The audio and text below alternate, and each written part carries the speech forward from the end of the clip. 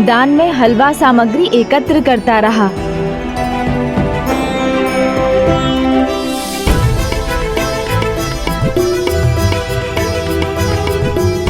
मौसी, प्रणाम मौसी जी। प्रभु के लिए हलवा प्रसाद पकाने के लिए दान दीजिए। क्या हुआ पुत्र, आज बड़े उत्साहित और प्रसन्न दिखाई दे रहे हैं। उत्साह और प्रसन्नता का विशेष कारण है मौसी। आज मैंने अपने सखा प्रभु जगन्नाथ जी को भोजन के लिए आमंत्रित जो किया है। अच्छा, तो प्रभु ने तुम्हारा हाथ थाम ही लिया। तो हलवा बनाने के लिए सूजी, घृत और गुड़ आदि तो मिल गया है। बस थोड़ा मेवा मिल जाता तो मेरा कार्य पूर्ण हो जाता। मेवा कहाँ है पुत्र मेरे पास। कुछ गुड़ चाहिए तो अवश्य दे सकती हूँ। उचित है मौसी।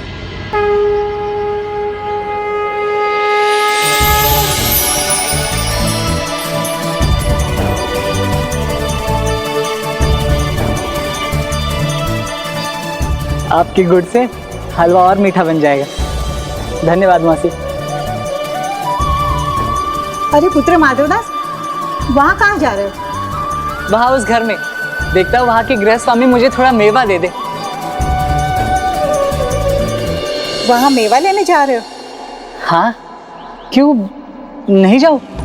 वहाँ जाओगे तो भला बुरा सुनने के सिवा कुछ नहीं मिलेगा।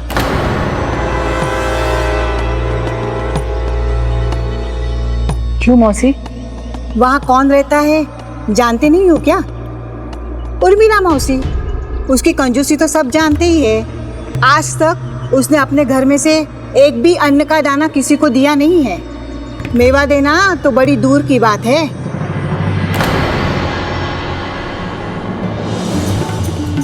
ये सारे पत्ते मेरे हैं, इसे मैं उड़कर जाने नहीं दूंगी। फल ले लो, फल फल फल वाला है, फल ले लो।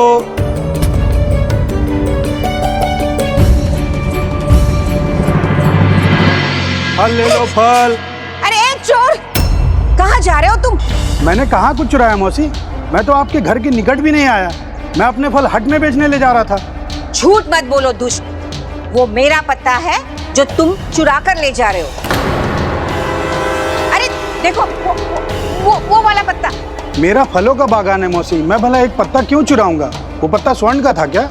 जो मेरे घर का पत्ता है वो स्वर्ण का हो या कुछ और, वो मेरा पत्ता है, मुझे चाहिए। किंतु मैंने जब कुछ लिया ही नहीं, और जो मैंने लिया नहीं वो कैसे लौटा दूं? अच्छा जी, अब चतुराई करने की कोई आवश्यकता नहीं है। एक पत्ता यहाँ से उड़कर तुम्हारी टोकरी में गया, जिसे लेकर तुम भाग रहे थे। अब यहाँ वापस आओ और मुझे मेरा पत्ता दो, अन्यथा पूरे गांव वालों को मैं इकट्ठा कर लूंगी। मैंने कुछ नहीं चुराया मौसी, आप स्वयं देख लीजिए। ये लीजिए। ये देखो, ये मेरा पत्ता है। तो ले लीजिए, उठा लीजिए, रख लीजिए अपने पास। अरे ओ, अब ऐसे ही चल दिए? जो लिया उसका भुगतान नहीं करोगे क्या? भुगतान? कैसा भुगतान? अच्छा जी, इतनी देर तक अपनी टोकरी मेरे द्वार पर रखी, इस पूरे स्थान का तुमने उपयोग किया, तो इसका भुगतान देना होगा ना। अन्यथा सारे गांव वालों को बुलाकर कोलाहल मचा दूंगी, तो ये फल बेचना भी तुम भूल जाओगे, समझे? जो करना है कीजिए, मैं कुछ नहीं देने वाला। अच्छा, तो लो, भुगतो अभी। अरे ओ गांव वालों, यहाँ देखो, यहाँ यहाँ यहाँ देखो, इस नीच की नीचता को तो देखो। एक तो चोरी की, ऊपर से मेरे साथ उद्दंडता भी कर रहा है। देखो, अब देखो इसे। बहुत हुआ मौसी, आप बताओ क्या चाहिए आपको? ये हुई ना बात।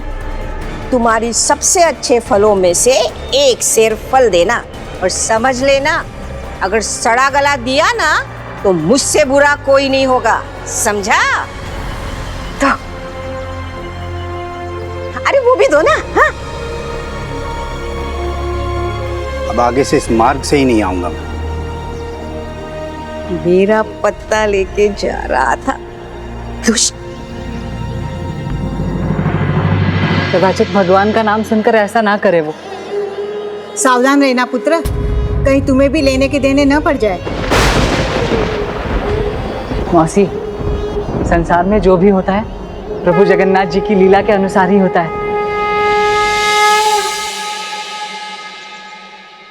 ये जानकर कि वृद्धा उर्मिला का स्वभाव कैसा है, भक्त माधवदास पीछे क्यों नहीं मुड़े गजानन? जो होता है उसके पीछे कोई ना कोई कारण अवश्य होता है जया मौसी। किंतु इसके पीछे भला क्या कारण हो सकता था गजानन?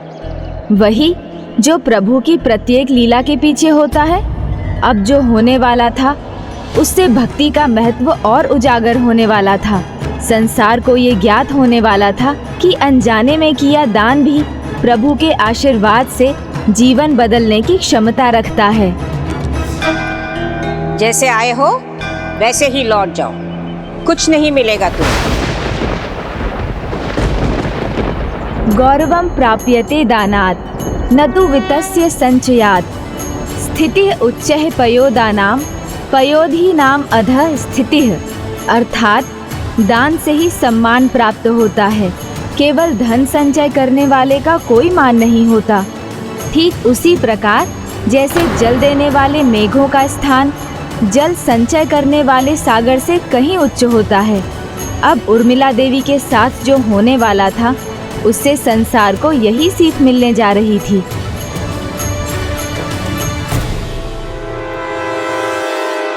सुना नहीं तुमने? कुछ नहीं मिलेगा यहाँ पर, चले जाओ।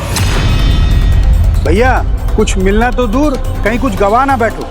देखने में भोले भाले लगते हो, पर इस वृद्धा के सामने नहीं टिक सको। तुम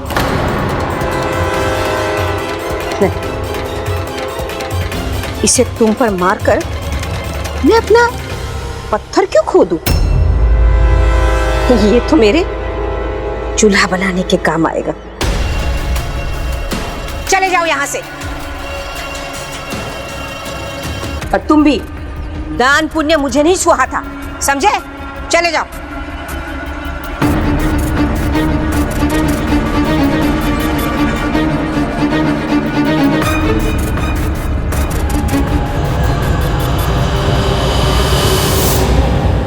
माता, पक्षी के जल पीने से नदी का पानी समाप्त नहीं होता, उसी प्रकार दान देने से धन घटता नहीं।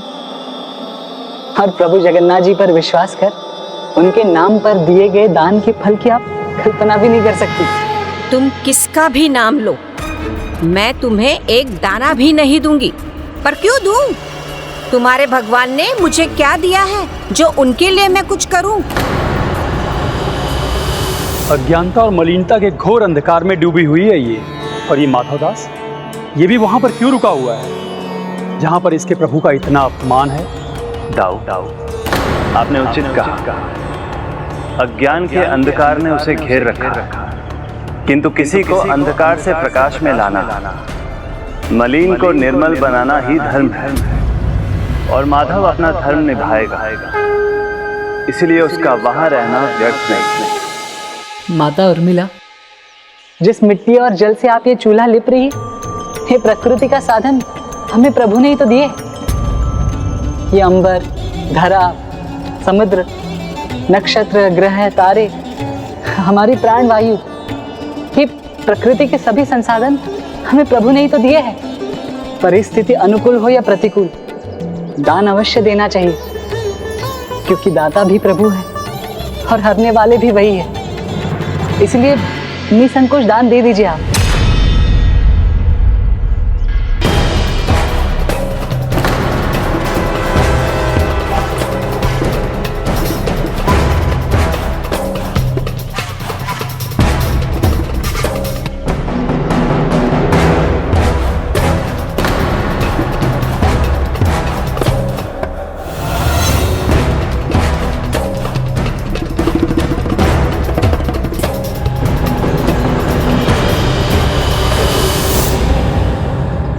मुझे अनुमान नहीं था माधवदास इतनी सरलता से अपने कुछ ही शब्दों से वृद्धा के हृदय परिवर्तन में सफल रहेगा।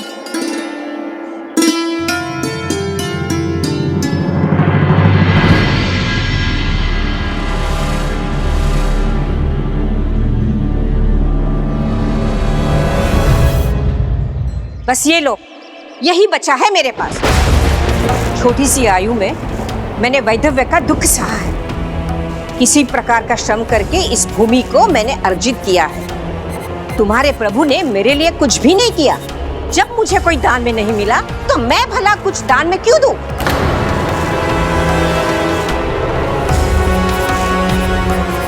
बोलो, शांत क्यों हो गए? जवाब दो।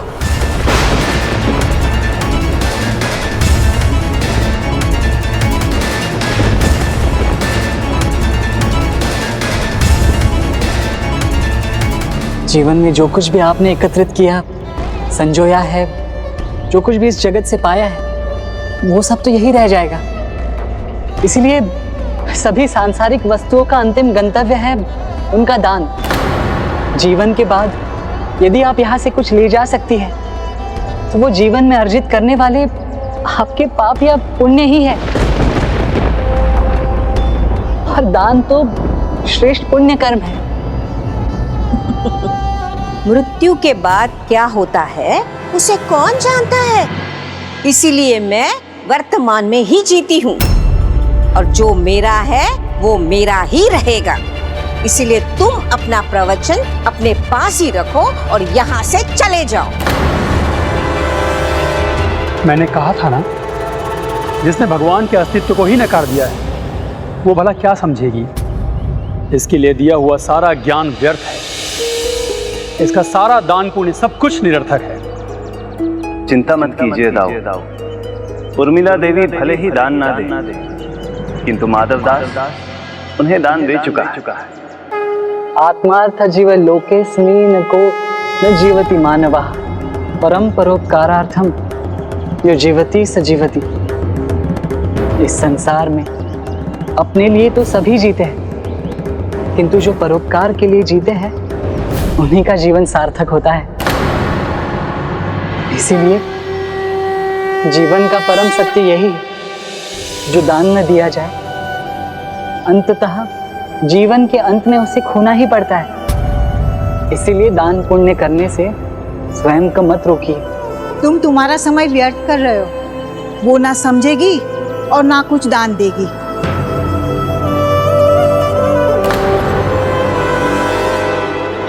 मौसी में आगे बढ़ जाता, किंतु इनके द्वार से यदि खाली हाथ लौटा तो इन्हें पाप लगेगा, और मैं नहीं चाहता कि मेरे कारण किसी को भी पाप लगे।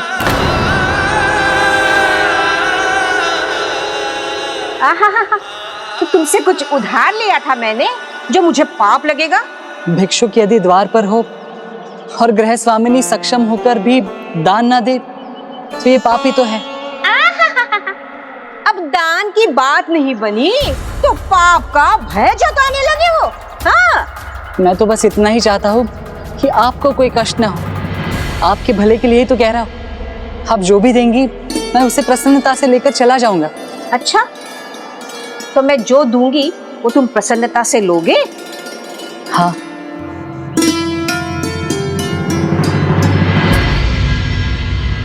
ये लो तुम्हारा दान।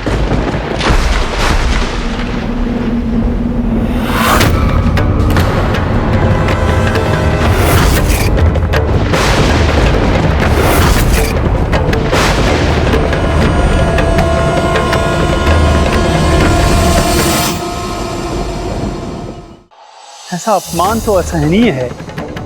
और इसने दान में क्या दिया? कीचड़ में सना हुआ वस्त्र। भाव उदारता का न होकर अपमान का हो तो देने वाला स्वर्ण भी दे, फिर भी वो पुण्य का नहीं, आपका ही भागी बनता है। आदेश काले यद्दानम पात्रे भिश्च दीयते असत्कृतमवज्ञातम तत्ताम समुदायहितम। दान यदि तिरस्कार के साथ कुपात्र को दिया जाता है तो वह तामस दान कहलाया जाता है, किंतु वही दान यदि सुपात्र को मिल जाता है तो उसे देने वाला पुण्य का भागी बन जाता है। किंतु ऐसे अपमान को सहते रहना भी तो उचित नहीं। माधव दास को इसे कड़ा शाप देना चाहिए।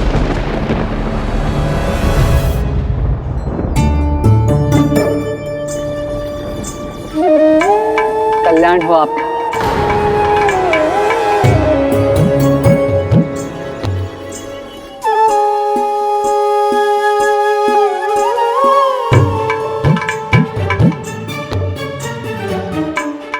तुम्हारे भक्त, तुम्हारे सखा का घोर अपमान हुआ, फिर भी तुम प्रसन्न हो? प्रसन्नता की तो बात है ना दाऊ। अर्थात अन्नदानम परम दानम, विद्यादानम अथा परम। अन्नेन शनिका तृप्ति, यावत जीवम च विद्या। अन्नदान परम दान है, किंतु उससे भी अधिक महान है विद्या और ज्ञान का दान, जो जीवन को संतुष्टि से भर देता है। आज वो दान माधव दास ने उस स्त्री को दिया, किंतु क्या उसने ये दान ग्रहण भी किया? यही तो विशेषता है विद्या और ज्ञान। उसके दान देने पर सामने वाला उसे लेना चाहे या नहीं, किंतु वो तो उसी के साथ रह जाता है। किंतु प्रश्न ये है कि क्या वो अपने जीवन में उस ज्ञान का उचित उपयोग करेंगे? बूढ़ा कौन है मुझे ज्ञान देने वाला? जो कुछ मेरे पास है वो मेरी संपत्ति है और वो मेरी ही रहेगी। मैंने कहा था ना तुम अपना समय व्यर्थ कर रहे हो। हाँ मौसी, किंतु आपका कहा सत्य नहीं हो। आपने कहा कि कुछ नहीं मिलेगा, किंतु ये देखिए, ये तो मिला मुझे। किंतु ये व्यर्थ है ना, इसका क्या करेंगे आप? इस संसार में जो है उसका कोई ना कोई कारण है, सबका कुछ ना कुछ लाभ है। अच्छा, अब मुझे अनुमति दीजिए, मुझे जाना है। मैंने प्रभु जगन्नाथ जी को आमंत्रित जो किया है, अब बस किसी प्रकार थोड़ा मेवा जुटाना है। अब भगवान को ऐसे साधारण हलवा थोड़ी खिला सकता हूँ। ये कुछ धन है, ये ले लीजिए। इससे आप जाकर के बूढ़े दादा की दुकान पे मेवा ले लीजिएगा। बहुत ही उदार व्यक्ति है वो, इसीलिए वहाँ पे मेवा कम दाम में आपको मिल जाएगी। ये लीजिए।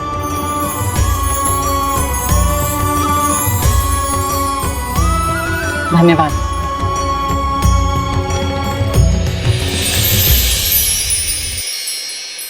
अब तुम कहाँ जा रहे हो कान्हा? जाऊंगा नहीं दाऊ, मेरे सखा ने मुझे भोजन पे बुलाया है। किंतु वो तो हलवे के लिए सामग्री जुटा रहा है। उसे लगता है यदि विशेष हलवा नहीं पकाया तो आपको भाएगा नहीं। लगता है उसे भी कुछ ज्ञान की आवश्यकता है।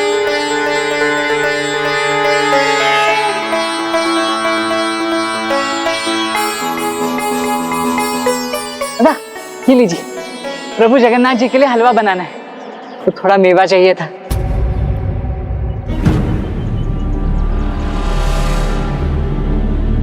धन कम है क्या? धन कम है तो क्या, प्रभु जगन्नाथ की कृपा से पर्याप्त है हमारे पास। कभी कोई कमी नहीं होने दी है प्रभु जगन्नाथ जी ने मुझे, तो मैं उनके हलवे में मेवा कैसे कम होने दूं?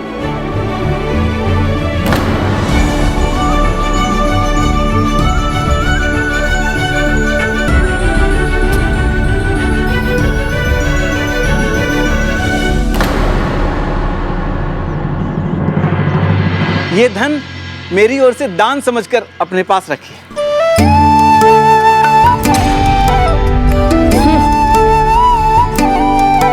प्रभु की कृपा से धन तो कमा ही रहा हूं, तो अब थोड़ा धर्म भी कमा लूं। कल्याण हो। आपने कल्याण हो का आशीर्वाद देकर इस दान के लिए पुण्य का भागी बना दिया है मुझे। प्रभु के प्रति जिन्हें आस्था है वो अपने कर्तव्यों के प्रति भी सजग रहते हैं। आपने अपना कर्तव्य पूर्ण किया और मैंने अपना। कैसी मूर्खता है ये? दान देने का क्या लाभ जब उसे देकर कुछ नहीं मिलने वाला सिवाय इस व्यर्थ के आशीर्वाद के। जय जगन्नाथ। जय जगन्नाथ।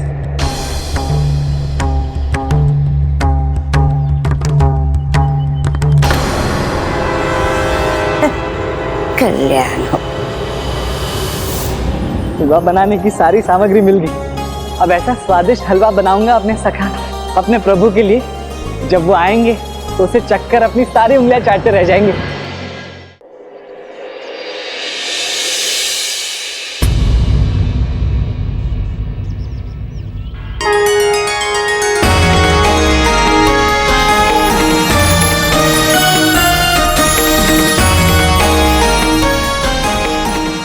भगवान है, जगत के नाथ है, किंतु फिर भी कितने सरल है। मेरी कुटिया के सामने मेरी प्रतीक्षा कर रहे हैं प्रभु।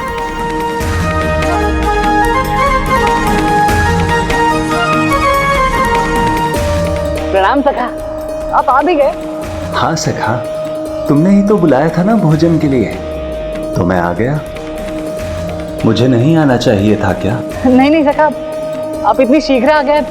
मैंने तो अभी तक हलवा पकाना आरंभ भी नहीं किया है। किंतु भोजन का समय तो हो चुका है।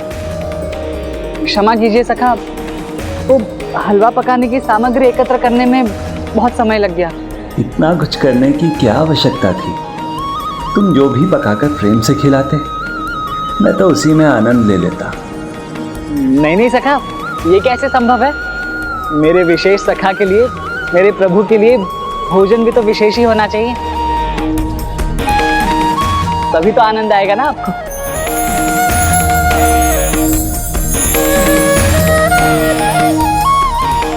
किंतु आप चिंता मत कीजिए, हलवा पकाने में अधिक समय नहीं लगेगा। आप आइए, भीतर आइए।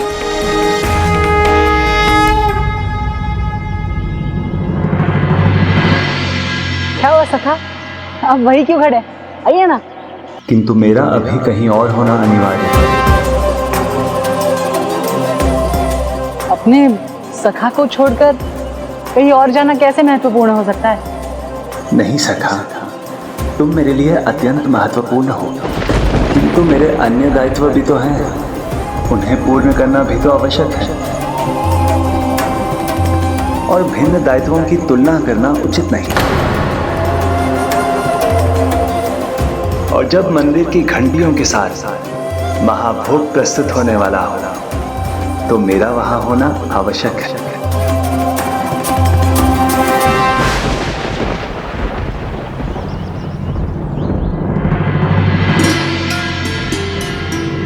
किंतु फिर मेरे साथ भोजन का क्या होगा?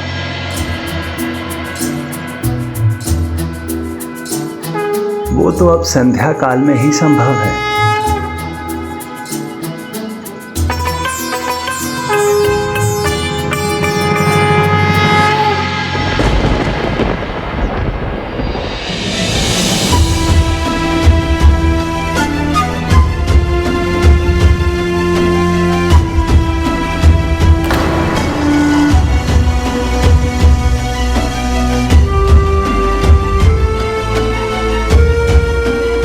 सखा ने तो कहा था उन्हें मंदिर जाना है, और जा कहीं और रहे।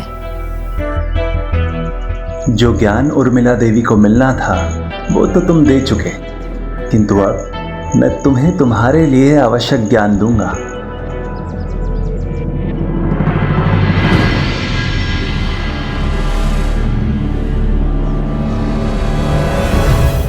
थोड़ी देर क्या होगी, मैं अपने सखा, अपने प्रभु के साथ भोजन करने के अवसर से वंचित रह गया। किंतु ये भी अच्छा ही हुआ, क्योंकि अब समय मिला है तो उनके लिए बहुत विशेष स्वादिष्ट भोजन पकाऊंगा, और समय मिला है तो ये कुटिया भी सज्जित कर लूंगा उनके आगमन के लिए। अब मेरे सखा विशेष है तो उनके लिए भी सब कुछ विशेष ही करना होगा।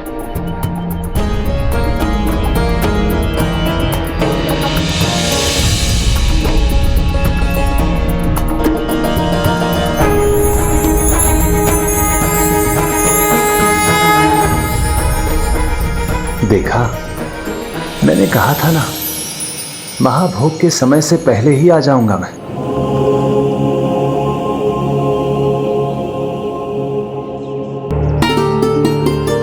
सखा को ये आसन बहुत भाएगा।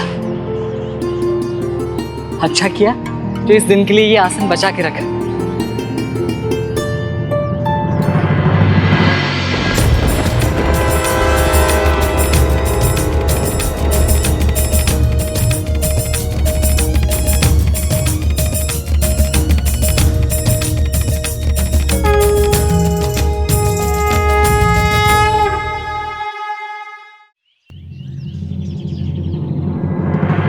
सभी पात्र चमका दूंगा सखा के लिए।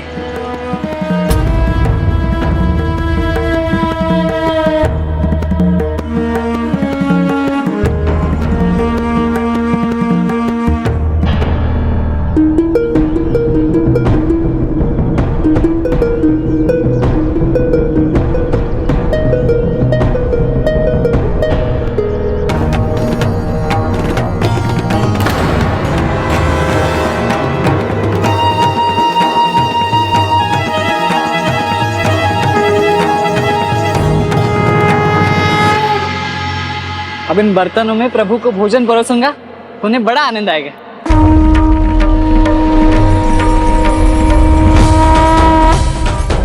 प्रभु भोजन करने आ रहे हैं तो केवल हलवा थोड़ी परोसूंगा उनके लिए। समय मिला है तो भांति भांति के व्यंजन पकाऊंगा मैं।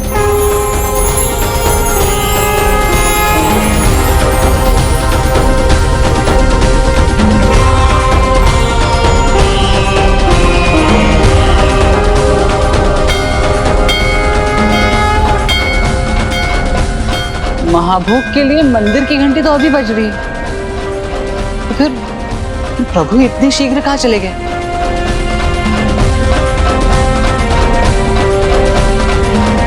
और मैं तो उन्हें हलवा पकाकर खिला ही सकता था ना।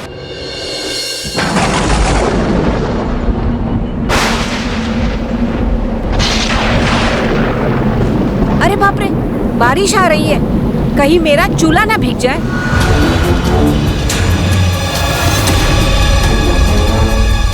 हे भगवान, मेरा पूरा चूल्हा नष्ट हो गया।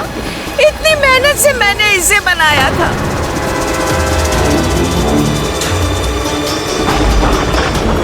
मूर्ख, कहता था कि भगवान देते हैं, अब यहाँ आकर देखो, तुम्हारे भगवान ने मेरा चूल्हा नष्ट कर दिया है।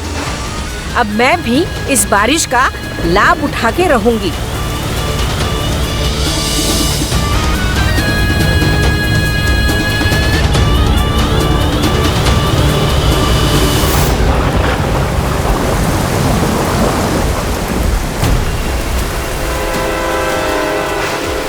सभी पात्रों में मैं जल इकट्ठा करके ही रहूंगी।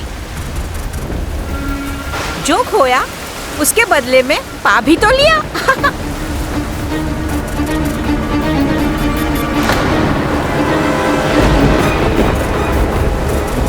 चूल्हा बनाने के लिए फिर एक पुराने वस्त्र का प्रयोग करना होगा। पता नहीं वो भिक्षु क्यों ले गया मेरा वस्त्र, उसके किस कार्य आएगा वो? इसका प्रयोग कहाँ करना है समझ गया मैं। संध्या भोजन के लिए प्रभु आ रहे हैं ना, मुझे तब दीपक चाहिए होंगे। अंधेरे में भोजन थोड़ी करेंगे सखा, तो इससे दीपकों की बाती बना लूंगा। प्रभु इच्छा से विचार भी कितने अच्छे आते हैं मुझे। अब इसे धोकर सुखा दूंगा, सांझ तक तो सूख ही जाएगा ही। कान्हा माधव दास के घर पर नहीं है, तो फिर कहाँ है वो? मैं तो यही हूँ दाऊ।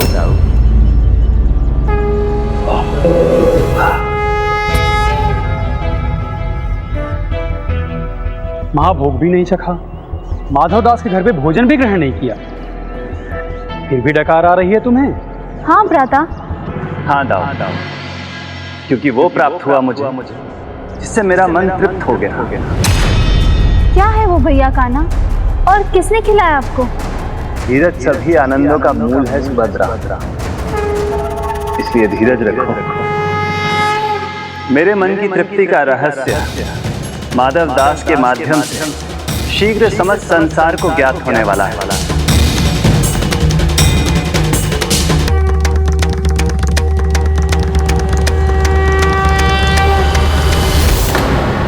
उसने जो कहा उसका मुझे स्मरण क्यों हो रहा है? कुछ भी कहा उसने, अब उसका क्या लाभ?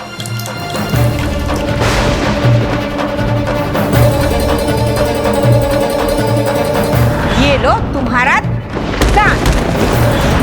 कल्याण हो आपका। जब मैंने कुछ गलत नहीं किया तो मुझे ग्लानि क्यों हो रही है? इधर जैसे ही माधव दास ने उस मैले वस्त्र को धोया, उधर उर्मिला देवी का मन भी निर्मल होने लगा। अब उस निर्मल मन से माधव दास के द्वारा दिए ज्ञान को समझना शेष था, और उधर माधव दास को अपने सखा की प्रतीक्षा थी।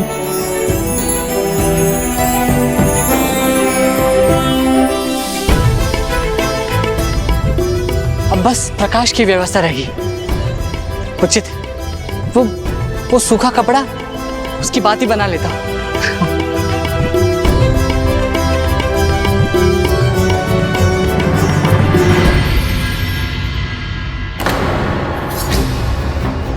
मेरा दोपहर का भोजन बचा है, मैं उसे ही खा लेती हूँ, उतनी ही बचत हो जाएगी।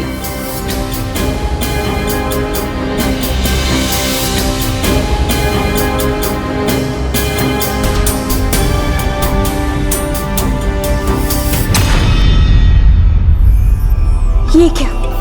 ये रखा भोजन भी खराब हो गया। इससे तो अच्छा ये होता कि मैं किसी भूखे को दान में देती। ये दान पुण्य तो मुझे नहीं सुहाता। फिर ऐसा विचार क्यों आया? नहीं नहीं, मैं इसे कहीं नहीं दे सकती।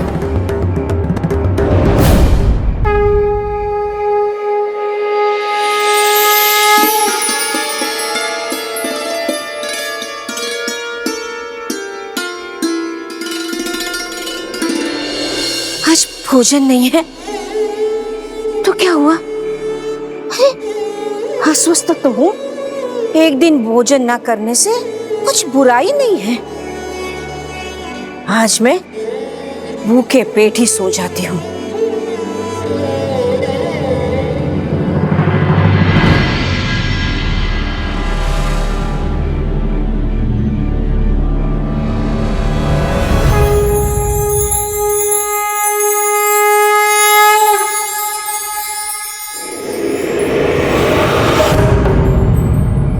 नहीं नहीं, इस खटिया पर मैं नहीं सोऊंगी। शीघ्र ही टूट गई तो मुझे नहीं लेनी पड़ेगी। मैं नीचे ही सो जाती हूँ।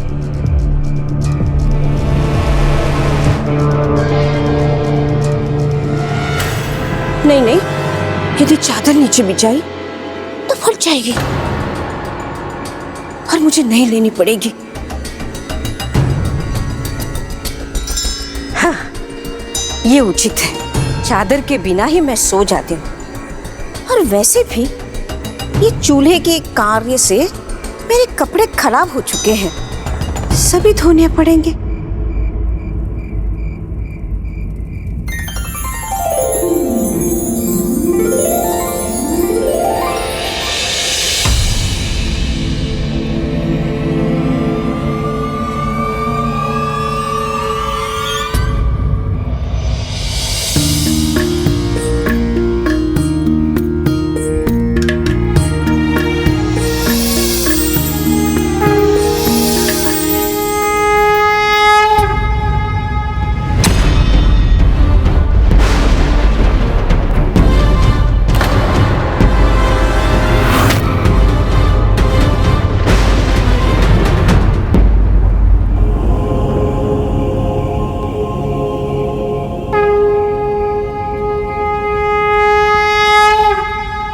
अरे सखा, आप आ गए। आपका स्वागत है सखा। भीतर आइए ना, वहां द्वार पर ही क्यों खड़े? आइए।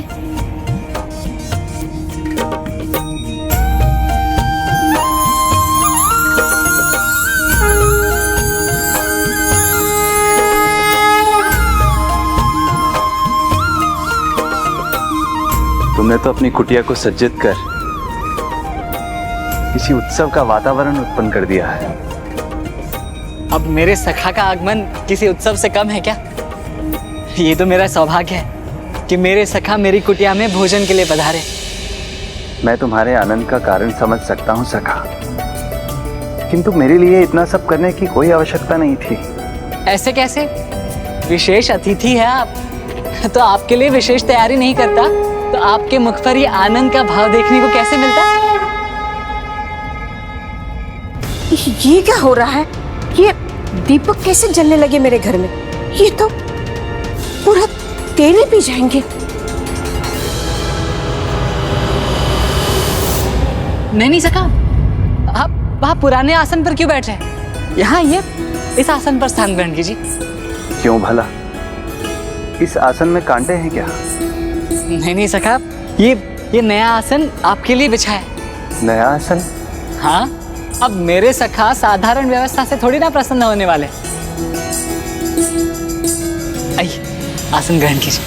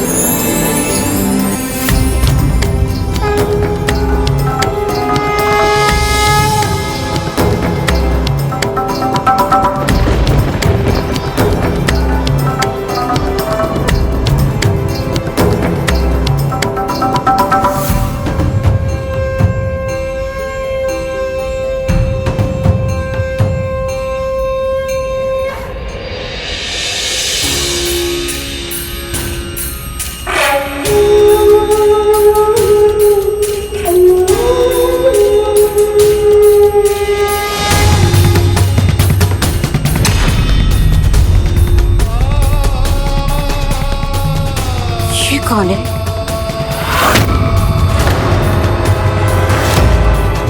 मुझे इनसे बचना होगा।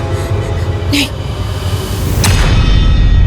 आज मेरे जीवन का सबसे अच्छा दिन था क्योंकि मेरे साथ आप याद है। आशा करता हूँ आपको भी बड़ा आनंद आया होगा। हाँ, भोजन अच्छा था ना? बहुत स्वादिष्ट था। और ये सारी व्यवस्था? सब बहुत ही अच्छा था। अगली बार ना और विशेष तैयारी करूंगा। 56 भोग बनाऊंगा आपके लिए। सखा, अपने हाथों से खिलाओगे तो साधारण खिचड़ी भी मेरे लिए 56 भोग के समान होगी।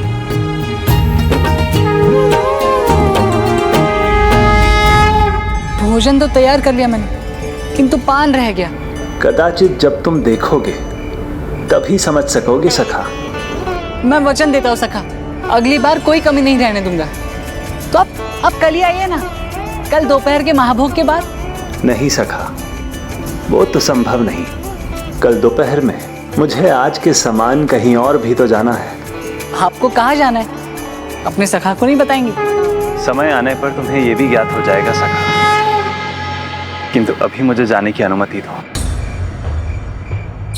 प्रभु अपने सखा से छिपाकर ऐसे कहाँ जाते हैं?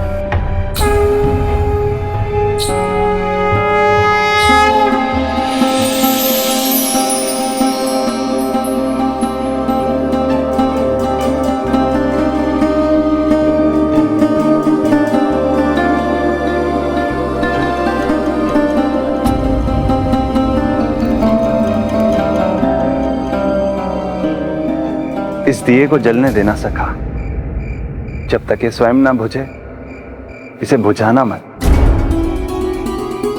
इसके लिए तो मैं उर्मिला देवी जी का आभारी हूँ। उनके दान दिए वस्त्र से मैं बाती बना सका और आपके स्वागत के लिए ये दीपक जला सका। अब तो आपके आशीर्वाद से उनका भी कल्याण होना चाहिए प्रभु। सुदानात प्राप्यते भोग, सुदानात प्राप्यते यश, सुदानात जायते कीर्ति, सुदानात प्राप्यते सुखम। दान देने वाले को यश, सुख और कृति अवश्य प्राप्त होते हैं। उसे उसका लाभ मिलकर ही रहता है। मृत्यु से कोई नहीं भाग सकता और अब तुम्हारा समय आ गया है। हम तुम्हें लेने आए हैं। ये नहीं हो सकता, अभी मेरा समय नहीं आया है। नहीं। कब किसे संसार त्याग कर जाना है, इसका निर्णय प्राणी नहीं परमात्मा के हाथों में है। मैं नहीं जा सकती।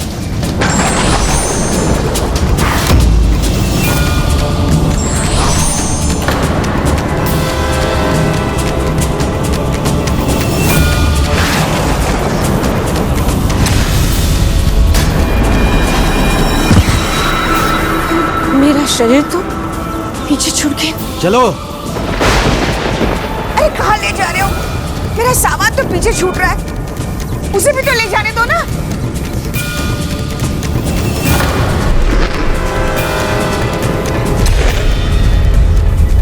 ये क्या हो रहा है? मेरी पकड़ में कुछ भी नहीं आ रहा है। ये तुमने नहीं, तुम्हारी देह ने अर्जित किया था। अब ना तो वो देह तुम्हारी रही और ना तो वो सब जो तुमने एकत्र किया था।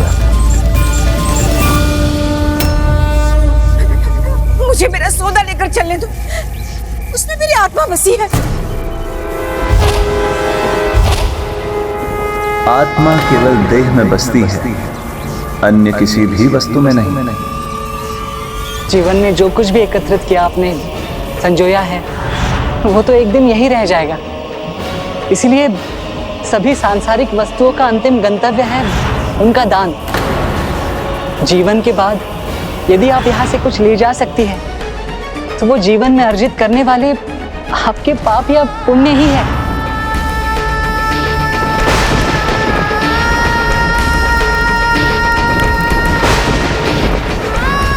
जीवन का परम सत्य यही है, जो दान न दिया जाए अंततः जीवन के अंत में उसे खोना ही पड़ता है। जो कुछ मेरे पास है वो मेरी संपत्ति है और वो मेरी ही रहेगी। ये आप मुझे कहाँ ले जा रहे हो? कहाँ जाओगी ये तो तुम्हारे पाप और पुण्य पर निर्भर करता है। तो बताओ, मेरे पाप और पुण्य के अनुसार मैं किस योग्य हूँ? ये ज्ञात करना कोई अत्यधिक कठिन नहीं, क्योंकि तुम्हारे पापों की गठरी तो ऊपर तक भरी है, किंतु पुण्य तो बस एक तिनके के समकक्ष है।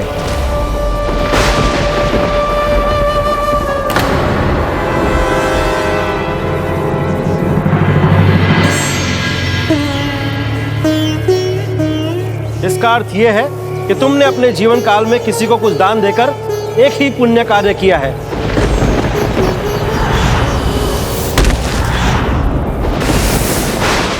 किंतु प्रतीत होता है कि वो पुण्य भी तुमने मन से नहीं किया, इसलिए अब वो भी खो चुकी हो।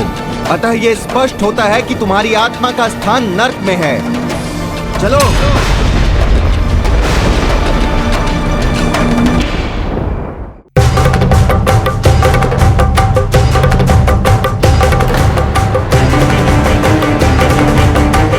कितना भयानक स्वप्न था।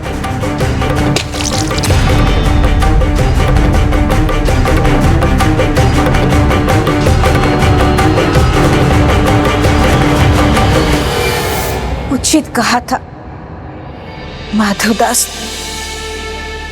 यहाँ जो भी संचित करो वो समय आने पर बिखर जाता है। इसीलिए यहाँ से अगर कुछ अच्छा ले जाना है तो है हमारा पुण्य। आश्चर्य है, एक ही रात में ऐसा क्या हो गया जो इसके मन का भाव इतना बदल गया और इसने माधव द्वारा दिए हुए ज्ञान को स्वीकार कर लिया। ताऊ भक्त माधव दास ने उर्मिला देवी के दिए वस्त्र के टुकड़े से दीपक की बाती बनाई। वो बाती जो स्वयं तो जलती है किंतु समस्त संसार को प्रकाशित भी करती है।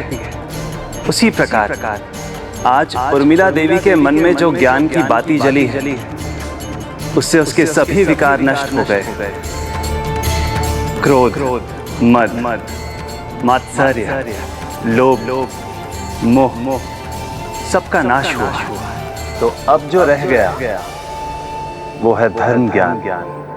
अर्थात माधवदास ने उसे जो कल्याण का आशीर्वाद दिया था वो सार्थक हुआ और अब अपनी भूल स्वीकार कर उर्मिला देवी अपनी कल्याण की ओर बढ़ रही है।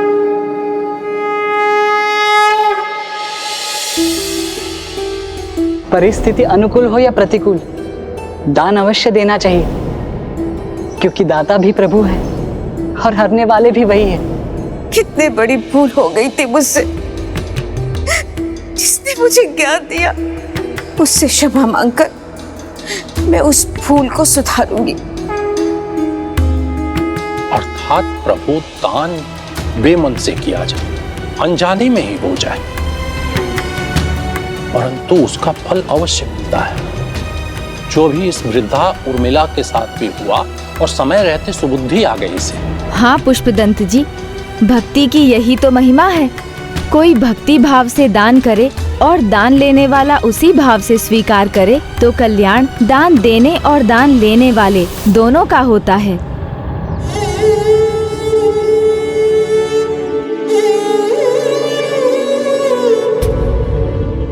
लगता है सखा को कल मेरी तैयारी कुछ भाई नहीं, इसलिए मेरे पास आने के स्थान पर वो कहीं और ही चले गए। किंतु कोई बात नहीं, अगली बार ऐसी व्यवस्था करूंगा कि आगे से मना नहीं कर पाएंगे मुझे। प्रणाम। कल के अनुभव के बाद नहीं लगा था कि आप फिर से यहाँ जाएंगे।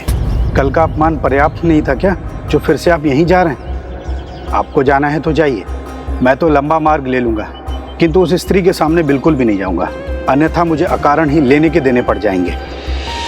मैंने कहा था ना कल, ये अकारण कुछ नहीं होता।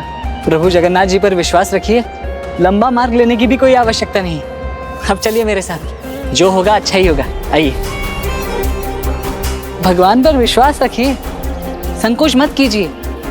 मैंने भी ये सीख बड़ी कठिनाई से ही सीखी है। अब चलिए, अपने विश्वास को टूटने मत दीजिए। आइए।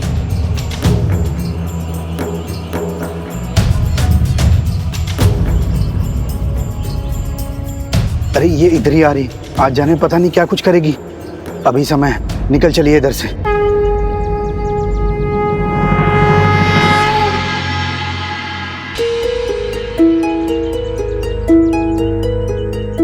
प्रणाम।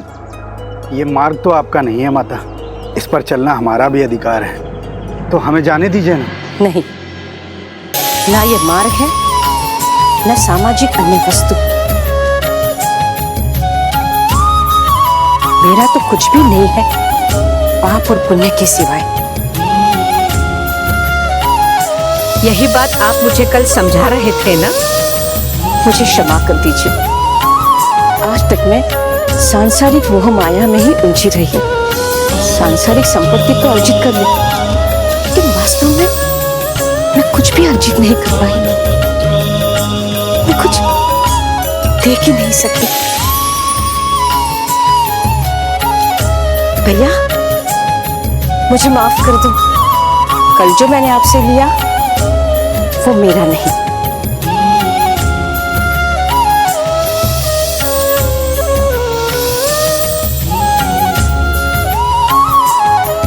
आश्चर्य है, ये कैसा चमत्कार हो गया।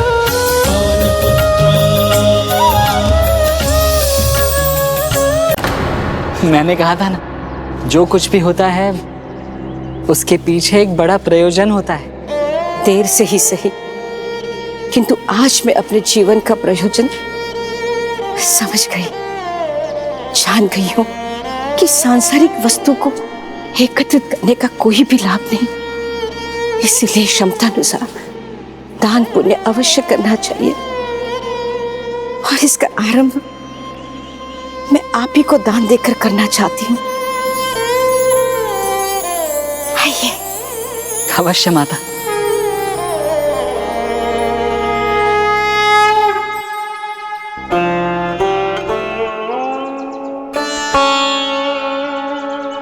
जल पीजिए।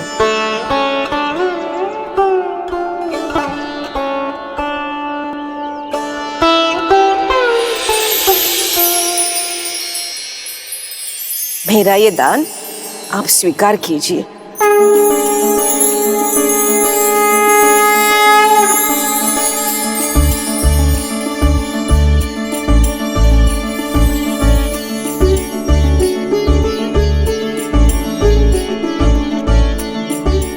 प्रभु, मैं समझ गया, ये सब आपकी कृपा है, आपकी ही लीला से संभव हुआ है ये।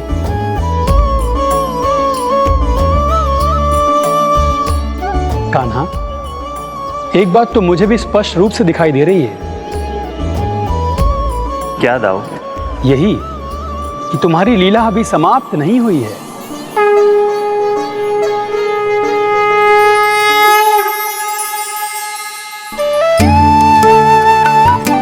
देखिए सखा, कितना दान मिला है आज। 56 भोग नहीं भी हुए तो भी अनेक व्यंजन पका सकता हूं मैं आपके लिए। दोपहर के भोजन पर आइए ना।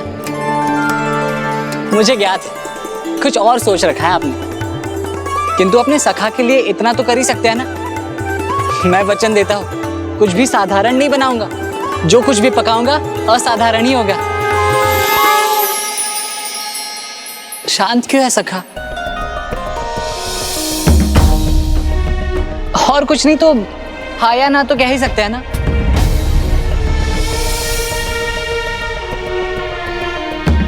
कान्हा, क्या इसका निमंत्रण स्वीकार नहीं करोगे तुम? कैसे करूं दाऊ?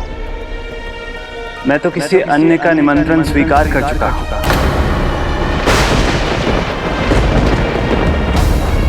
इतना भी क्या महत्वपूर्ण कार्य है जो अपने सखा के हाथों पका हलवा छोड़कर जाना चाहते हैं आप? ऐसा कौन है जिससे भेंट करना अनिवार्य ही है? सखा? अच्छा, अभी 2 दिन पहले मुझे अपना सखा माना और अभी से मुझसे दृष्टि छिपाकर निकलने लगे। किंतु ऐसे कौन है जिनसे भेंट करने मुझसे छिप कर गए मेरे प्रभु? बहन सुभद्रा, क्या तुम्हें ज्ञात है कि कान्हा को किसने बुलाया है? नहीं भ्राता।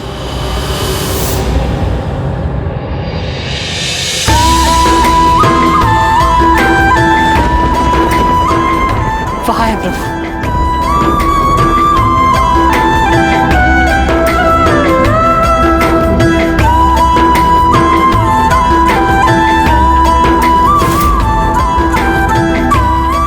मैंने तो पहले ही कहा था, कान्हा की लीला अविशेष है। कदाचित जो भैया ने कहा था उसी में इस लीला का उद्देश्य छिपा है। मेरे मन की तृप्ति का रहस्य माधव दास के माध्यम से शीघ्र समस्त संसार को ज्ञात होने वाला है।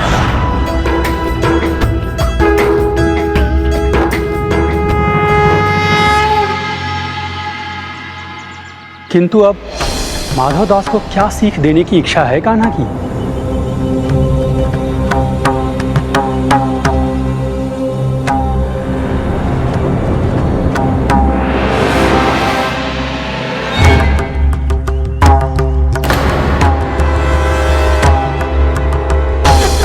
ये किसकी कुटिया है?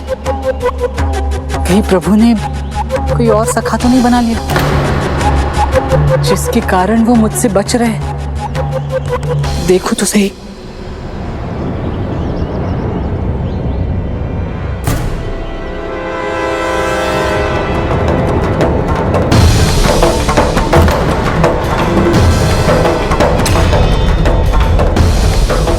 मैंने कहा था ना, अपने वचन अनुसार मैं महाभूत के समय से पहले ही आ गया।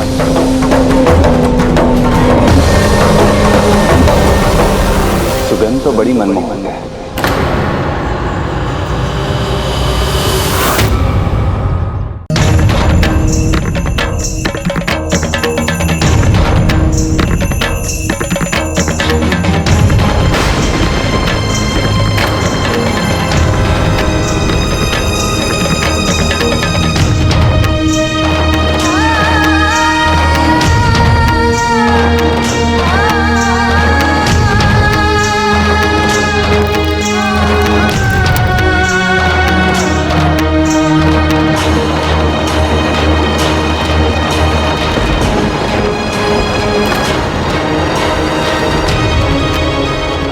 सखा इतनी साधारण खिचड़ी के लिए मेरे पकवान और हलवा छोड़ा है। खिचड़ी का स्वाद भला किसे भाता है? लीजिए प्रभु। अरे रुकिए, अभी अभी चूल्हे से उतारी है, गर्म होगी, मुंह जल जाएगा। थोड़ी ठंडी कर देती हूँ।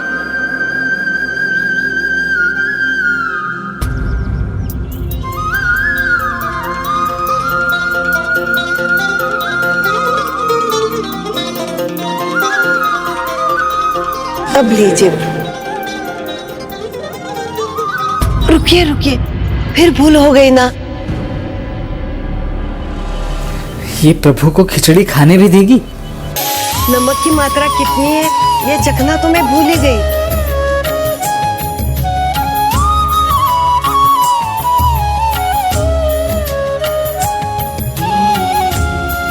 नमक ठीक है, अब थोड़ी ठंडी भी हो गई, अब आप ग्रहण कर सकते हैं। लीजिए प्रभु, कर्माबाई के हाथों की खिचड़ी ग्रहण कीजिए।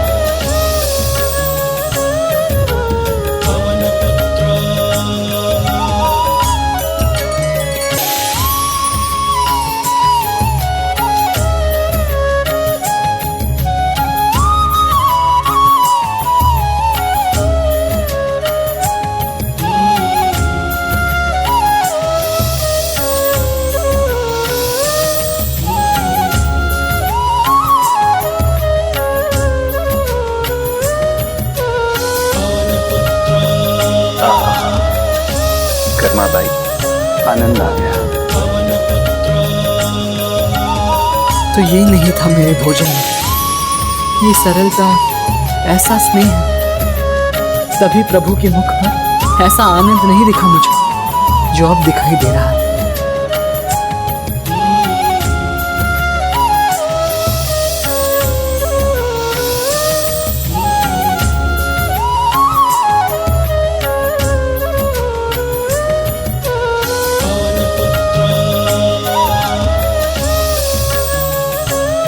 न मेरे समान इन्होंने भोजन के पात्र चमकाए, न अपनी कुटिया पुष्पों से सज्जित की, न ही दीपक प्रज्वलित की। तब भी प्रभु को यहाँ इतना अधिक आनंद आ रहा है।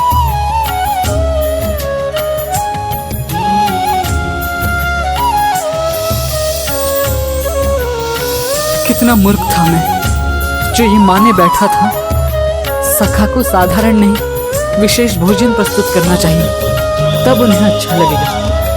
किंतु अब समझा, भोजन के स्वाद में प्रभु की रुचि नहीं, उन्हें तो भूख है भक्ति भाव की।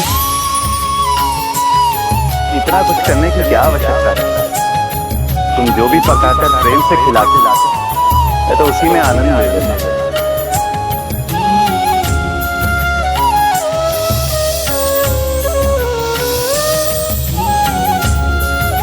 तो अब खुला रहस्य कान्हा की इस सीख का। हाँ दाऊ, आशा है माधवदास के साथ संसार के सभी भक्त इस सीख को आत्मसात करेंगे।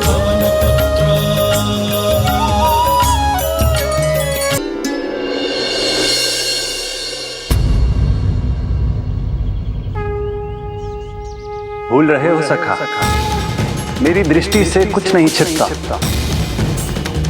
तो फिर तुम कैसे छिप सकते हो?